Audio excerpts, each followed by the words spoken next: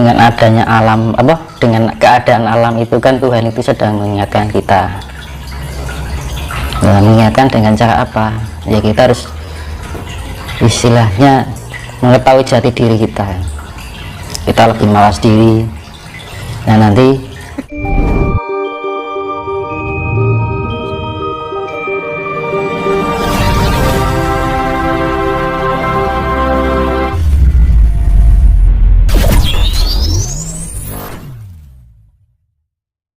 terkait kalian statement dari BMKG yang baru-baru ini, Mas. BMKG mengeluarkan peringatan dini bahwa akan terjadi badai La Nina. Ini kemungkinan besar menurut BMKG terjadi. Menurut pandangan mata batin Mas Tinus, kejadian seperti ini apakah benar-benar terjadi? Monggo, Mas. Terima kasih waktunya. Untuk masalah BMKG saya belum bisa memberikan penjelasan secara gamblang. Pada intinya ya kita lebih waspada aja dengan segala kondisi alam yang sedang tidak menentu. Pada intinya ya, karena selamat atau tidak itu tergantung pada diri kita sendiri. Ya, untuk mempersiapkan diri kita lebih mengolah diri, lebih mawas diri, lebih kuncinya itu kita ojo turu sore. Jangan ojo turu sore, jangan tidur malam. Oh, jangan tidur. Maksudnya melek malam gitu loh, di atas jam 12 itu nyuwun harus Gusti, mohon keselamatan, mohon perlindungan biar terbebas dari segala bencana. Itu nanti kalau kita mau mawas diri, merenungi diri dan kurangi tindakan-tindakan negatif. Tindakan-tindakan negatif itu semacam kita lebih mengurangi mencaci orang, menilai orang. Jadi kita lebih ke internal aja.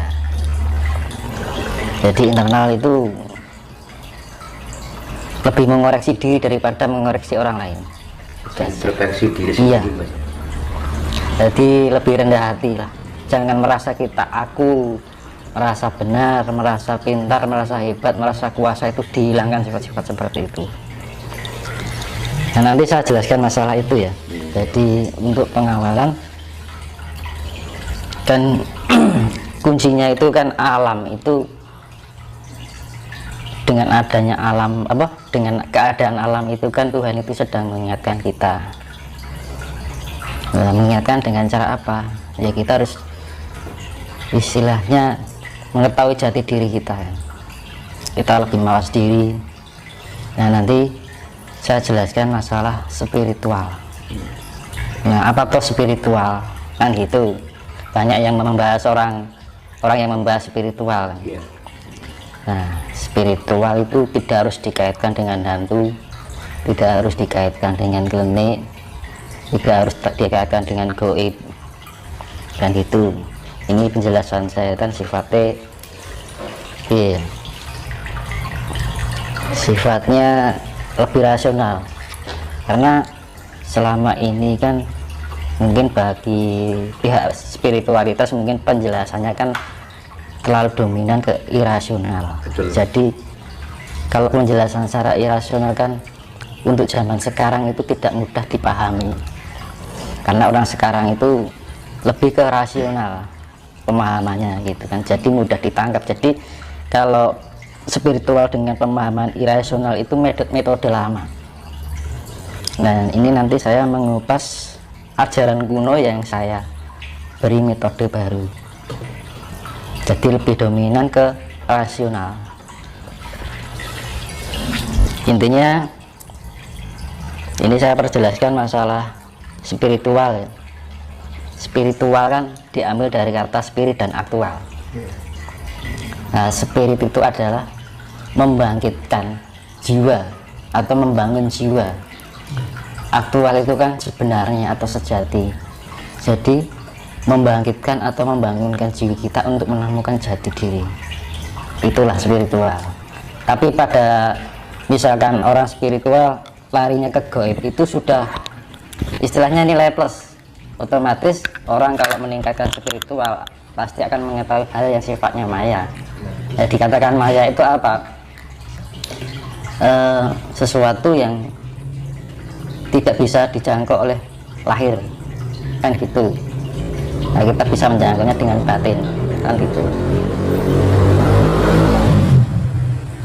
Makanya di dalam spiritual, apa tujuan spiritual itu?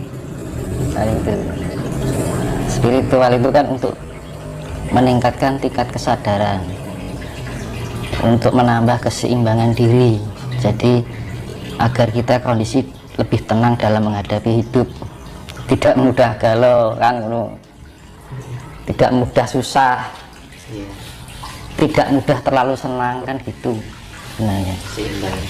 Nah, ada keseimbangan, kedamaian. Nah, ada 3 afirmasi dalam spiritual, yaitu afirmasi rileks, afirmasi tenang, afirmasi damai.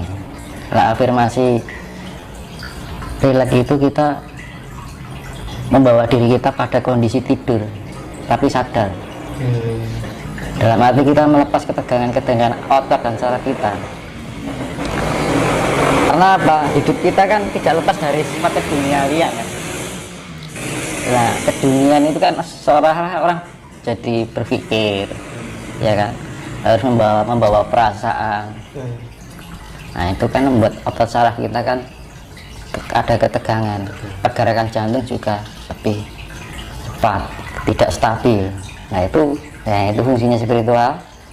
Kita menata relaksasi ya. Nah, itu relaksasi untuk istilahnya rileks kita lebih slow lah gitu kan.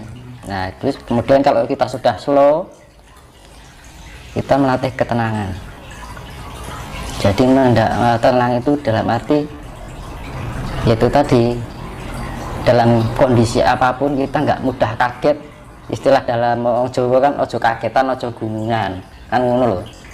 Dalam kondisi seimbang, stabil, jadi ono terpaan angin, badai apapun kita tenang. Jadi nek misalnya kayak ono bencana, kita jangan terlalu kaget gitu loh.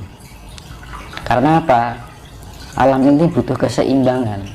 Nah, kita itu kan bagian dari alam itu juga. Nah, gitu. Makanya ketika manusia ada goncangan itu membuat keyakinan seseorang itu melemah. Itu. Ini kan seperti yang saya jelaskan di video sebelumnya yang tetap madep, tetap menepan mantap yang saya jelaskan di video sebelumnya itu. Nah, itu ketenangan itu yang melatih itu tadi biar kita kondisi tenang. Kemudian afirmasi damai. Kalau kita sudah tenang, kita menemukan kedamaian itu. Jadi kedamaian itu di dalam hidup kita itu selalu terbawa dalam suasana yang indah. Orang anak keruwetan gitu kan, nggak ada perselisihan, nggak ada kebencian, ya kan, nggak ada sifat saling menyalahkan, adanya damai. Jadi menebar kasih, kedamaian kan menebar kasih.